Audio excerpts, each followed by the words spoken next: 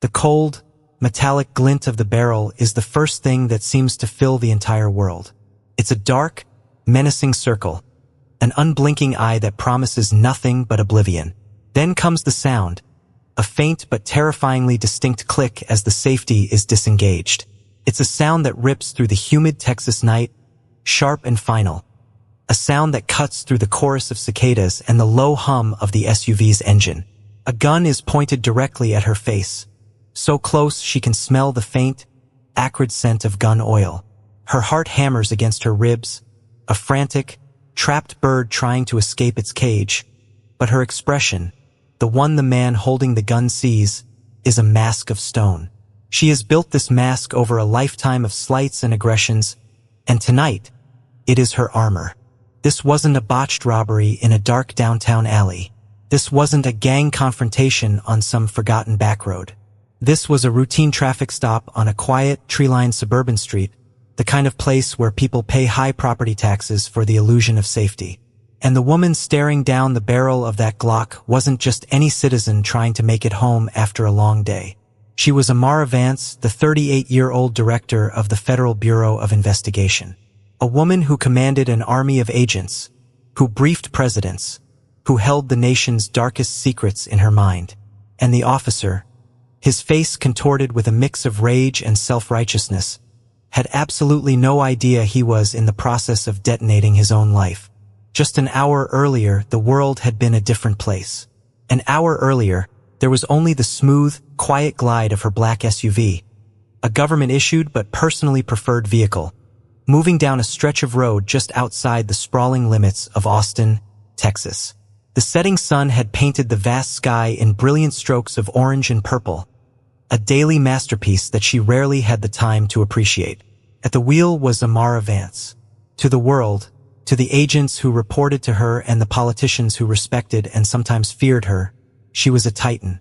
Director Vance, a force of nature who had clawed her way up through a world dominated by men, a world that was not built for her, and she had done it not with favors, but with sheer, unadulterated grit, a razor-sharp intellect, and an unwavering moral compass that had become legendary within the Bureau. But in this moment, heading home, she allowed herself to shed that heavy mantle. She wasn't Director Vance. She was just Amara, a woman who had survived another 12-hour day navigating the treacherous waters of national security briefings, budget allocation fights, and the crushing weight of 1,000 ongoing investigations. All she wanted, with a longing that was almost physical, was to get back to her modest home, a place of quiet solitude that was her sanctuary from the chaos of her job. She pictured it clearly, pouring a glass of deep red Cabernet, feeling the cool stem of the glass in her hand, and sinking into the worn leather of her favorite armchair to get lost in a new biography.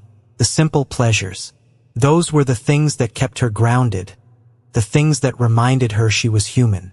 The headlights of the few other cars on the road were hypnotic, casting long shadows that danced across the asphalt, reflecting in her rearview mirror like fleeting ghosts. And that's when the reflection changed. It happened in a heartbeat. The soft, white lights of a distant car were suddenly consumed by a jarring, violent flash of red and blue. The colors filled her mirror, strobing, aggressive, demanding. A police cruiser's siren blared once, a sharp, piercing command that shattered the evening's peace and signaled her to pull over. Amara frowned, a deep line creasing the space between her brows. Her mind, trained to analyze and assess threats in milliseconds, immediately ran a diagnostic. She glanced down at her speedometer. 50 miles per hour in a 55 zone. She hadn't changed lanes abruptly, her turn signals were off, her tags, she knew, were current. There was absolutely, unequivocally no legitimate reason for this stop. She'd been a black woman in America for 38 years. She had learned the unspoken rules before she had learned to drive. Drive perfectly. Obey every minor law to the letter. Do not give them a reason. Be invisible. Still, the lights pulsed behind her, a relentless, accusatory heartbeat. With a sigh that carried the weight of 1,000 similar, frustrating, and demeaning moments from her past, she signaled, her hand moving with a practiced smoothness. She guided the expensive SUV, a vehicle that screamed success, and to some suspicion, over to the gravel shoulder. She killed the engine, the sudden silence amplifying the sound of her own breathing. Following the protocol she knew by heart, the one designed to keep her alive, she rolled down her window, placed both of her hands on the top of the steering wheel in plain, non-threatening sight, and waited. The air was thick and humid, a typical Texas evening, but a cold chill began to creep up her spine. The crunch of heavy boots on loose gravel grew louder. A tall, white police officer, who looked to be in his early 30s, materialized in her side mirror and approached her window. His face was set in a permanent, unhappy frown, as if the world had personally offended him and he was here to collect the debt. His posture was a study in aggressive authority, shoulders back, chest puffed out. His name tag, pinned neatly to his uniform, read Miller. He didn't stop at her window to speak to her as an equal. He leaned down, looming over her, a subtle but powerful act of physical dominance. His eyes, cold and dismissive, didn't just look at her. They performed a scan, an inventory. They swept over her face, her simple but elegant blazer, the fine leather of the SUV's interior, and then back to her. It wasn't a look of inquiry. It was a look of appraisal and deep-seated suspicion. "You were stopped for a security check," he said. His voice was cold, flat, devoid of any courtesy. There was no "good evening, ma'am." No license and registration, please. It was not a request. It was an accusation. Amara felt a familiar flash of hot anger, but she quenched it with the discipline of a firefighter dousing a flame. She forced a small, tight smile. It was a shield, a tool of de-escalation she had perfected over years of navigating rooms where she was the only one who looked like her. It was a smile that conveyed politeness without conceding an inch of ground. "A security check, officer?" she asked, her voice perfectly modulated to be respectful yet questioning. "Is there a problem with me or my vehicle?" He ignored her question as if she hadn't spoken at all. His focus was singular. "Vehicle registration and your license." Now, the last word was clipped. An order. The anger flickered again, stronger this time, but escalating this on a dark road with an officer who was clearly looking for a confrontation was a fool's errand. Strategy, not emotion, was the key to survival. She calmly, and with movements that were deliberately slow and telegraphed, reached into her glove compartment. She retrieved the leather-bound folder containing her car's documents. She pulled out her registration and her Texas driver's license and handed them to Officer Miller. He didn't take them. He snatched them from her hand, his fingers brushing hers with a shocking coldness. He gave the documents a cursory, almost contemptuous glance, then turned on his heel and walked back to his patrol car without another word, leaving her alone in the pulsating, disorienting glow of his emergency lights. As she sat there, the flashing lights painting the interior of her car in strobing waves of red and blue, Amara's mind, usually a fortress of calm, became a battlefield. This was so depressingly, sickeningly familiar. She could be the director of the goddamn Federal Bureau of Investigation, a position that put her at the apex of the American justice system, but in this moment, on this dark stretch of Texas highway, to this officer, her title was less than irrelevant. He didn't see a public servant. He didn't see a decorated professional. He saw a black woman in a car that, in the small, cramped confines of his mind, she had no business driving. The raw injustice of it was a bitter pill she'd been forced to swallow her entire life. It was the same pill she swallowed as a teenager when she was followed in department stores, the same pill she swallowed as a young agent when her credentials were questioned while her white colleagues were waved through. She had swallowed it so many times. She knew its taste by heart. But that didn't mean she had to like it. The minutes stretched on, each one an eternity. This was part of the game, she knew. The wait. It was designed to make you nervous, to make you question yourself, to make you more compliant when they finally returned. He was likely running her name, expecting to find a list of priors. She almost smiled at the thought of what he would find instead. A record so clean it squeaked, clearances that reached the highest levels of government. Finally, Officer Miller emerged from his car and sauntered back toward her. He didn't look like an officer who had just confirmed the identity of a law-abiding citizen. He looked like a man who had been disappointed and was now annoyed. He handed her back her documents with a dismissive flick of the wrist, letting them fall onto her lap. "I need to see your personal ID," he demanded. His tone was firmer now, no longer a flat statement but a clear, challenging command.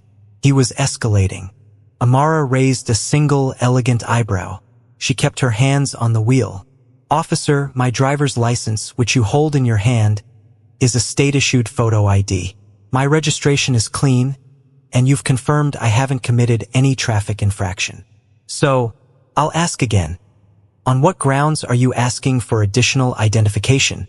A smirk slowly spread across Miller's face. It was a truly unpleasant expression, the smirk of a petty tyrant who held all the cards and was enjoying the moment. "You have a suspicious attitude," he said, his voice dripping with condescension. "And frankly, folks like you driving a rig like this, it raises questions. I'm thinking there might be something fishy going on here. Folks like you." The three words landed in the air between them, heavy and poisonous. They were words designed to categorize, to diminish, to segregate. They were the verbal equivalent of a shove. Amara's heart rate kicked up a notch, a surge of pure, unadulterated adrenaline and white-hot anger. But she locked it down. She had learned long ago that in confrontations like this, losing your composure was losing the game. The first one to yell loses. "A suspicious attitude?" she repeated, her voice remarkably steady and controlled, a feat of immense self-discipline. "What objective, articulable criteria are you basing that assessment on, officer?" Miller shrugged, a casual, dismissive gesture that was more insulting than any word he could have spoken.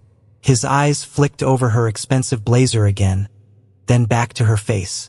"Don't need criteria. I'm the one in charge out here. I've got probable cause to believe you might be involved in criminal activity. Now, you don't produce a proper ID, I can and will take you down to the station for questioning. It's your choice." Her hands gripped the steering wheel, her knuckles turning white under her dark skin. She fought to keep her voice even, but she allowed a new edge of steel to enter it. "Sir, your request is not lawful. Your probable cause is a fabrication. I have provided the documents required by law for a traffic stop. Unless you can articulate a reasonable suspicion of a specific crime, I will not be providing anything else. What you are currently doing is conducting an illegal detention, and as an officer of the law, you should know that." The challenge to his authority, the calm, legalistic way she dismantled his pretense, was more than his fragile ego could handle. Miller's eyes flashed with pure, unadulterated anger. He was no longer a professional doing a job. He was a man who had been personally insulted. "Don't you dare lecture me on the law, sister," he spat, the word sister dripping with a venomous mix of sexism and racism. "People like you think you can just run your mouth and get away with it. You're not in your neighborhood anymore. You don't know how things work out here. Sister." The condescension was like a physical slap in the face. It was meant to diminish her, to put her in a box labeled hysterical woman, to strip her of her authority and her dignity. For years, she had endured words like these, microaggressions that were like 1,000 tiny paper cuts. But each one, no matter how small, still left a scar. Amara looked him dead in the eye, her gaze unflinching, a silent battle of wills playing out in the flashing emergency lights. "I am not challenging your authority, officer," she said, her voice now dangerously quiet. "I am demanding that you exercise it constitutionally. Right now, you are abusing it. And that abuse of power, I promise you, could have very serious consequences for you." He let out a harsh, barking laugh, a sound utterly devoid of humor. "Consequences? For me? Who in the hell do you think you are, threatening a police officer?" She knew then that reason had left the building. This was no longer a traffic stop. It was a power trip, and he was the one with the gun and the badge. Trying to maintain her composure, to find one last off-ramp from this escalating disaster, Amara tried one last time. "I know the law very well, Officer Miller. I know my rights, and I know that your actions are crossing a very dangerous line." The officer took a half step back, but it wasn't a retreat. It was a tactical movement, the kind a predator makes before it strikes. It was to create space. His right hand drifted down, coming to rest casually, almost lovingly, on the butt of his holstered firearm. It wasn't a draw. It was a message. Clear, unmistakable threat. "You don't cooperate," he said, his voice low and menacing. "I have the authority to arrest you for interfering with an investigation. Right here, right now." Amara took a deep, centering breath. This was it. The point of no return. Reason had failed. Logic had been dismissed. Now strategy and survival were all that were left. She knew, with a chilling certainty, that her calm was her only remaining weapon. "You have no legal basis to arrest me, and we both know it," she said, her voice firm, unwavering. "I suggest you call your supervisor to this scene before you make a career-ending mistake you can't possibly undo." Officer Miller looked at her, his face a storm of conflicting emotions. Rage, wounded pride, and a flicker of something else, uncertainty.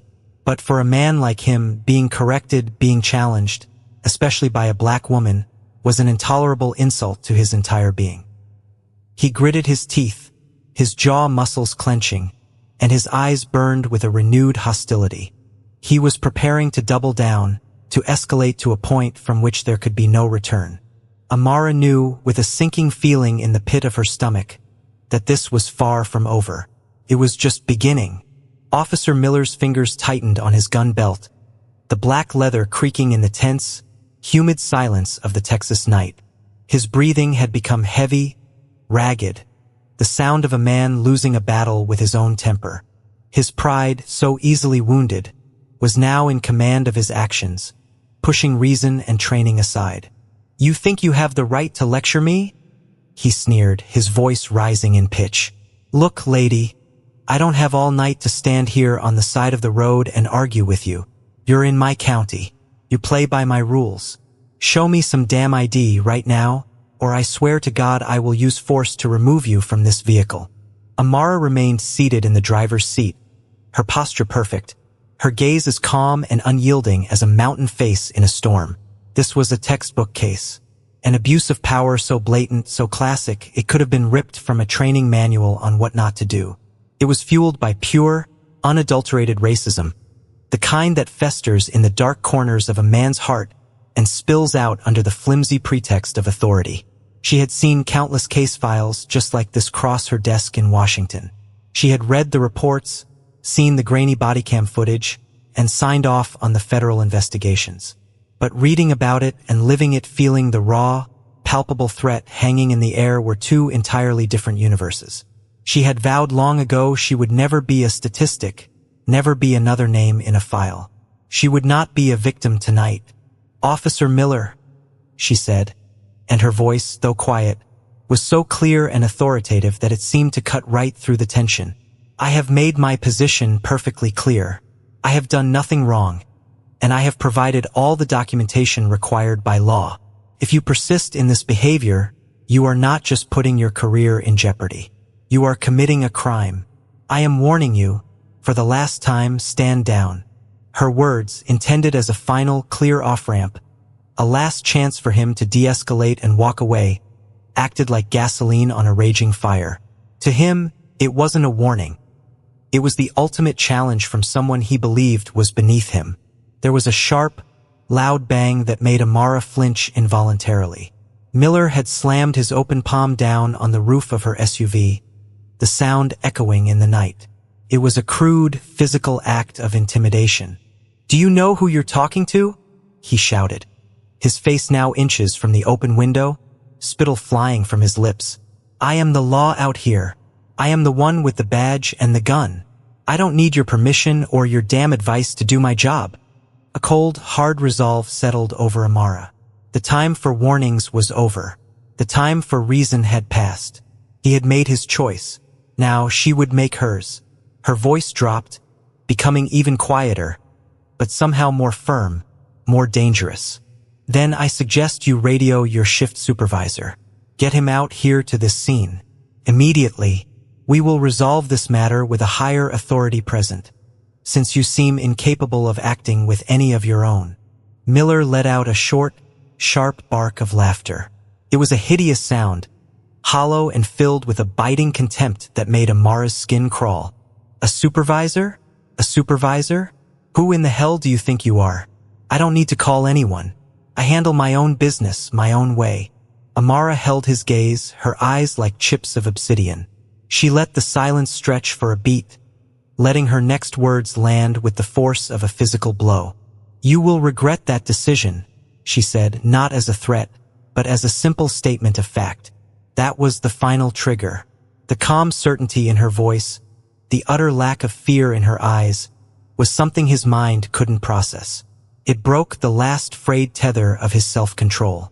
The simmering rage that had been building since the moment he saw her in this car boiled over into a full, uncontrollable eruption.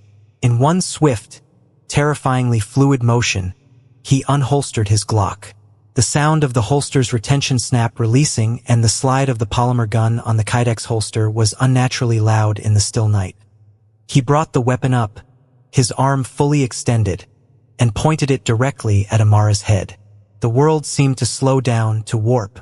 The cicadas went silent. The only sound was the thumping of her own blood in her ears. Then came the final, soul-chilling sound, the soft but decisive click of the gun's safety being switched off. Get out of the car. Now! He screamed, his voice cracking with adrenaline and fury. Put your hands on your head. You have no right to disobey a lawful order. Amara looked at the dark, menacing hole of the barrel, a perfect circle of blackness aimed right between her eyes. In that split second, a decade of FBI training washed over her, a cold, calming wave that extinguished the fire of her fear. Panic is death. Stay calm. Assess the threat. Act with purpose. Her movements became slow, deliberate, almost robotic. Her phone was already in her right hand, where it had been resting on her lap. Her thumb moved to the screen. She stepped out of the car, her eyes never, for a single instant, leaving his. She needed to see his eyes. The eyes tell you everything. Are you absolutely sure you want to do this, Officer Miller? She asked, and to her own surprise, her voice was eerily calm, almost conversational. It was the voice she used to talk down hostage-takers and cornered suspects.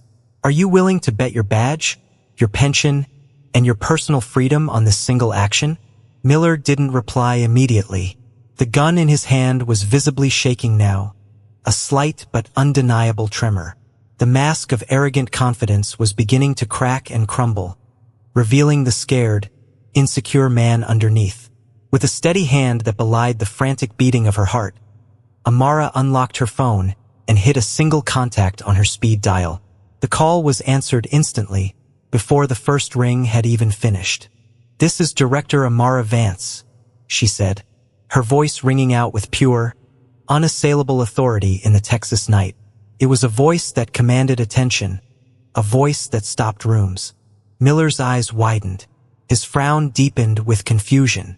The name meant nothing to him, but the title Director? Who are you calling? He stammered, trying to regain his footing. You think some phone call is going to get you out of this? You're obstructing justice. Amara ignored him completely, as if he were a buzzing fly. She continued her call, her voice clear and precise. I am on the side of Route 290, just east of the Willow Creek exit in Travis County. I am currently being held at gunpoint by an officer from the Travis County Sheriff's Department. I require Sheriff David Thompson's immediate presence on site. Inform him the situation is hostile and a weapon is drawn. She paused, listening to the voice on the other end. Thank you, she said. I'll wait. She ended the call, the screen going dark. Then, she looked straight through Officer Miller, her gaze so piercing it felt like a physical force. Sheriff Thompson is on his way, she stated calmly. If I were you, officer, I would think very, very carefully about my next move. Your world is about to change. Miller stood frozen for a few long, agonizing seconds. The gun was still pointed at her, a dead weight in his hand, but the certainty, the righteous anger in his eyes, had completely evaporated. It was replaced by a dawning, sickening wave of dread. He was beginning to understand that he had stepped on a landmine, and he could hear it ticking. What kind of game are you playing?" he asked, but his voice was a nervous, uncertain whisper. The bully had lost his bluster. Amara allowed herself the faintest, coldest of smiles. It didn't reach her eyes. "This isn't a game, Officer Miller," she said softly. "This is reality, and you are about to face the full and undivided consequences of your actions." Mark Miller gritted his teeth, but no words came out. He was trapped in a nightmare of his own making. Lowering the gun now would be a tacit admission of guilt, an act of surrender. But keeping it raised felt like digging his own grave deeper and deeper with every passing second that ticked by. He was paralyzed by indecision, the gun in his hand feeling impossibly heavy. Amara, meanwhile, remained a statue of composure. She kept her face calm, her breathing even. She knew that Sheriff Thompson would be here soon, and when he arrived, everything would become clearer than the bright Texas sun at high noon. And then, in the far distance, a new set of red and blue lights appeared on the horizon. They weren't strobing lazily and rhythmically like Miller's. These lights were frantic, urgent, tearing through the darkness. The sound followed a moment later, a high, piercing siren that wailed with an intensity that spoke of an emergency of the highest order. A second sheriff's vehicle, a supervisor's SUV, screamed down the road and skidded to a halt just behind Miller's patrol car, its headlights pinning both Miller and Amara in their bright, unforgiving beams. The driver's door flew open and a man in his late 50s, with a stern, dignified presence and the weary eyes of someone who had spent nearly 30 years on the force, stepped out. It was Sheriff David Thompson himself. He was a man who commanded respect through his quiet competence and unwavering ethics. He took in the entire scene in a single, horrified instant. One of his deputies, his weapon drawn on a civilian woman who stood calmly beside her vehicle, phone in hand, making no threatening moves whatsoever. His face, normally composed, contorted with a mix of disbelief and pure, unadulterated fury. "Miller!" The sheriff's voice was a roar, a crack of thunder that echoed down the quiet road. "Put that weapon down. Now, what in the hell do you think you're doing?" Miller spun around as if he'd been shot. His face, already pale, instantly drained of the last of its color, turning a pasty, sickly white as he saw his boss, the highest-ranking law enforcement officer in the county, standing there. He fumbled to lower his Glock, his hands shaking so badly, he almost dropped it before clumsily holstering it. "Sheriff, I was just doing my job, sir," he stammered, his voice cracking, the words tumbling out in a desperate, incoherent rush. "This woman, she was uncooperative, sir. Refused to show ID, I suspected." Sheriff Thompson's eyes moved from his panicked, rambling deputy to the woman standing so calmly in the glare of his headlights. He squinted, his mind trying to place her. Then, his eyes widened in shock and dawning recognition. He had seen that face in national law enforcement briefings, in intelligence reports on C-SPAN. "Director Vance?"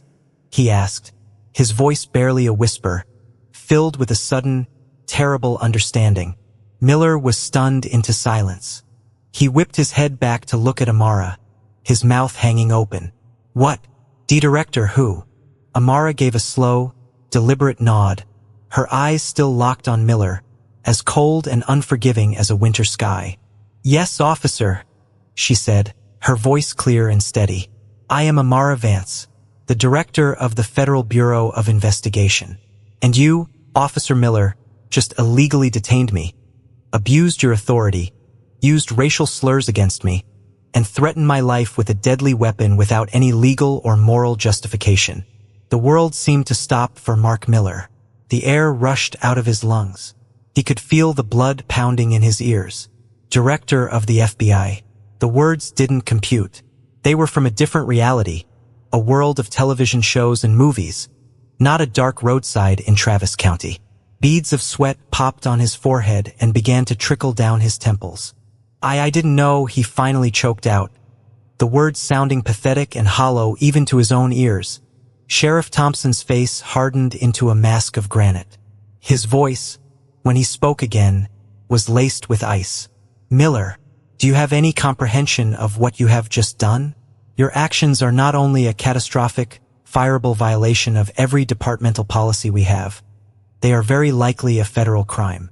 You pulled a gun on a federal officer, on the director of the FBI. Sir, I swear, I didn't know who she was," Miller pleaded, his voice shaking uncontrollably now. "I was just following procedure for a suspicious person in the car." Her attitude. Amara's voice cut him off, sharp as a surgeon's scalpel. "You had my driver's license and my vehicle registration. You had zero probable cause. When I asserted my constitutional rights you are sworn to uphold, you resorted to childish insults and life-threatening intimidation. Is that what you call a checking process, officer?" Miller bowed his head, finally defeated. He couldn't speak. He couldn't meet her sharp, accusing gaze. He just stared at the gravel at his feet, his world crumbling around him. Sheriff Thompson took a deep, steadying breath, trying to regain a semblance of professional control in the middle of this disaster. "Miller, I want you back at the station. Immediately," the sheriff commanded. "You will go directly to Internal Affairs. You will file a full and detailed report of this incident. You will not speak to anyone else until I get there. Go. Now." Broken and humiliated, Miller shuffled back to his patrol car like a man walking to the gallows. He got in and drove away, his taillights disappearing into the night, his career flashing before his eyes in a montage of failure. Sheriff Thompson turned back to Amara, his expression a painful mixture of profound apology and professional shame. "Director Vance, on behalf of my entire department, I am profoundly and deeply sorry. There are no words. This is an unacceptable disgrace. I give you my personal word. This will be investigated to the fullest and most transparent extent. And I promise you, justice will be served." "Thank you, Sheriff Thompson," Amara replied, her voice still firm. "And I expect you to do your duty, not just for me because of my title, but for every single person who has been treated this way by an officer like him and didn't have a direct line to the sheriff to save them." The sheriff nodded, his shame evident in his eyes. Do you wish to file a formal complaint, Director?" "Absolutely," Amara said without hesitation. "But more than that, I want to ensure that the body camera and dashcam footage from Officer Miller's equipment is secured immediately and preserved as evidence. This isn't just about one bad apple, Sheriff. This is about the health of the entire tree. This is a systemic problem, and this incident is now Exhibit A." "I understand completely, Director," Thompson said, his resolve hardening. "I will personally oversee every step of this investigation, and I will keep you apprised of any and all developments." Amara took a deep, shuddering breath, the adrenaline that had sustained her finally beginning to recede, leaving a deep, bone-weary exhaustion in its wake. The immediate danger was over, but she knew, with the certainty of a sunrise, that a much larger, more difficult battle had just begun. As the director of the FBI, she had a solemn responsibility not just to protect herself, but to fight to fix the very systems that allowed a night like this to happen in the first place. "Thank you, Sheriff," she said, her voice softening just a fraction. "I sincerely hope your actions from this point forward will be the first step toward real, meaningful change. I will do everything in my power to live up to that expectation, Director." "You have my word," he said, his voice thick with sincerity. Amara gave him one final, long look, then a single nod before returning to her car. She slid back into the driver's seat, the leather still cool against her skin. She started the engine, but she didn't rush to drive away. She sat there for a long moment, the quiet road now feeling like a sacred crime scene. When she finally put the car in drive and pulled away, her taillights disappearing into the vast darkness, her resolve was burning brighter and hotter than ever before. This wasn't over. This was the beginning. In the days that followed, the Travis County Sheriff's Department was thrown into a state of unprecedented chaos. The story of a local cop pulling a gun on the director of the FBI was not just a local incident. It was an earthquake, and the aftershocks were spreading with the speed of the internet. What started as a whisper in the halls of the sheriff's office became a roar that echoed across the country. Major news outlets, from the Austin American-Statesman to the New York Times and CNN, picked up the story, and a firestorm of public outrage erupted, fueled by a nation already raw from countless similar stories. Sheriff David Thompson, true to his word, acted with a swiftness and transparency that surprised many. He launched an immediate and exhaustive internal investigation. The body camera from Officer Mark Miller's uniform and the high-definition dashcam from his patrol car were pulled as primary evidence before Miller had even finished writing his self-serving, sanitized report. The footage was even more damning than Amara's account. It was a raw, unfiltered look into the mind of an officer drunk on his own power. On the crystal-clear recording, Miller's contemptuous, racist tone was undeniable.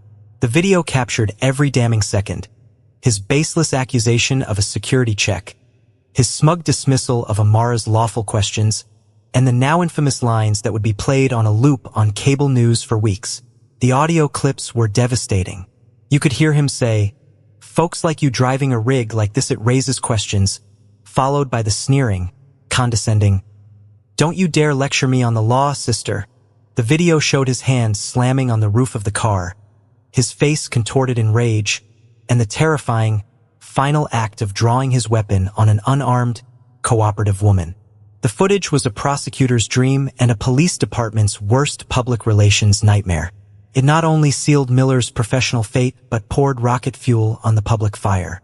Celebrities, prominent civil rights activists, and thousands upon thousands of ordinary citizens, especially in Texas, took to social media.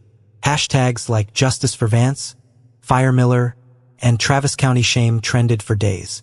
The pressure on the department was immense. To his credit, Sheriff Thompson didn't hide from the storm. He faced it head-on. He called a public press conference, inviting every major news outlet. Standing at a podium, with the American flag and the Texas flag behind him, he looked directly into the cameras. "We are here today because my department failed," he began, his voice steady and somber. "We failed Director Vance, and in doing so, we failed this community." The behavior of former Officer Mark Miller was indefensible, unprofessional, and illegal. It does not represent the values we strive for in the Travis County Sheriff's Department. We are committed to a fully transparent process, and we are committed to taking decisive, meaningful action to rebuild the sacred trust that has been so badly broken. Then, to the surprise of the assembled media, Amara Vance stepped up to the podium. A hush fell over the room. She was not there as a victim seeking pity. She was there as a leader, a commander. "I am not here today seeking justice for myself," she said, her voice calm, powerful, and resonant. "My position and my position alone gave me a voice that night. It gave me a direct line to Sheriff Thompson. I am here today to demand a system of justice for every citizen who doesn't have a title to protect them. I am here for the people whose frantic calls for help go unanswered, whose complaints are dismissed, whose encounters with law enforcement end in tragedy instead of a press conference. This is not about one officer's individual responsibility. This is about our institutional responsibility to create a culture of accountability, equity, and unwavering respect. That difficult work starts right now." A wave of spontaneous, heartfelt applause rang out through the auditorium as she finished her speech. Her words had reframed the entire narrative. After an intense, week-long investigation, the police department's disciplinary board, with Sheriff Thompson presiding, made its final and unanimous decision. Mark Miller was fired, effective immediately. The decision was made public along with a formal notice sent to the Texas Commission on Law Enforcement, ensuring Miller's license was permanently revoked, making it impossible for him to be hired by any other law enforcement agency in Texas or any other state ever again. He was finished. In a brief, pathetic interview with a local news station, a disgraced and broken Mark Miller, his face pale and drawn, mumbled a half-hearted apology from his front porch. I made a terrible mistake," he said, avoiding the camera's gaze. "I let my personal biases cloud my professional judgment. I never thought it would go this far. I'm truly sorry." But his belated, self-serving apology could not salvage a ruined career or undo the damage he had done. It was too little, far too late. This event, however, did not end with the firing of one corrupt officer. It became a powerful catalyst for larger, systemic reforms within the local police system. Sheriff Thompson, under immense pressure from the public, but also with Amara's direct and expert guidance, passed a series of sweeping reform measures that would make the Travis County Sheriff's Department a model for the state. First, mandatory, recurring anti-racism and de-escalation training for every single officer, from the newest rookie to the most seasoned veteran, with real-world scenarios and consequences for failure. Second, a new, ironclad duty to intervene policy was enacted, legally requiring officers to step in and physically stop a colleague who is acting inappropriately or using excessive force, with severe penalties for those who fail to do so.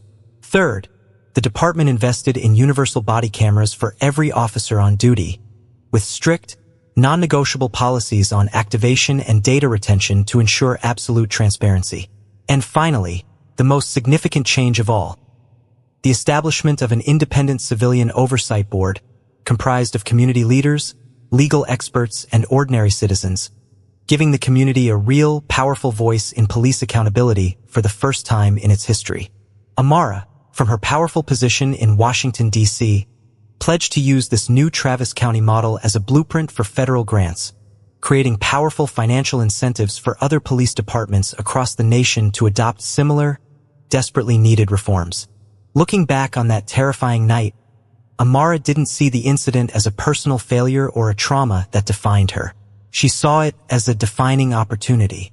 It was a stark, ugly, and painful reminder of the immense work that still needed to be done to create a more just and equitable society. In a later interview, she reflected, "I hope that when people hear this story, they don't just see a confrontation on a dark road.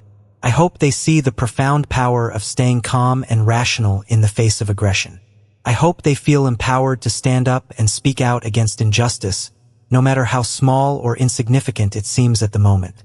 Real, lasting change doesn't happen overnight in one grand gesture. It happens one traffic stop at a time, one formal complaint at a time, one new policy reform at a time." Amara Vance's story became a potent symbol of the ongoing fight against racism and the abuse of power.